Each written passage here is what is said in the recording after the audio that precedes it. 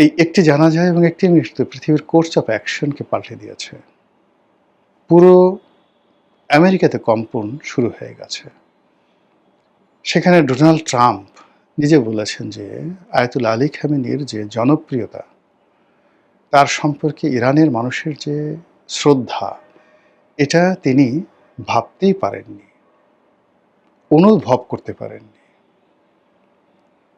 তো যেটি হলো যে আমেরিকার যে শ্লাঘা, আমেরিকার যে জিঘাংসা, আমেরিকার যে অহমিকা, আমেরিকার যে বোধ এবং বুদ্ধি, সব কিছুতে আয়াতুল্লাহ আলী খামেনি তার জীবন, তার মৃত্যু, তার জানাজা সব কিছুর উপরে রীতিমতো প্রচণ্ডভাবে চাবুকের আঘাত দিয়েছে। আমেরিকা কখনো এই অপমান ভুলতে পারবে না।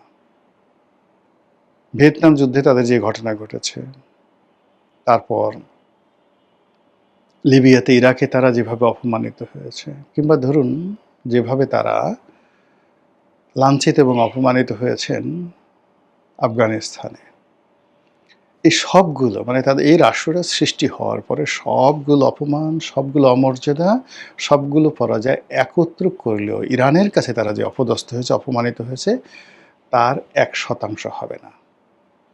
ইরান প্রতিটি অহংকারী আমেরিকান, প্রতিটি যুদ্ধবাজ অহংকারী আমেরিকান, প্রতিটি দাঙ্গাবাজ আমেরিকান, সৈন্য থেকে শুরু করে রাজনীতিবিদ, সবার একেবারে মস্তিষ্কের যে প্রতিটি নিউরন, সেই নিউরনের মধ্যে পরাজয়ের বীজ বপন করে দিয়েছে।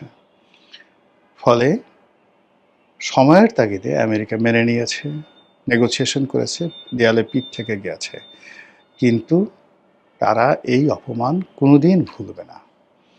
এবং শেষ সময়টা পর্যন্ত তারা একেবারে পতনের সর্বশেষ পর্যায় পর্যন্ত, যেভাবে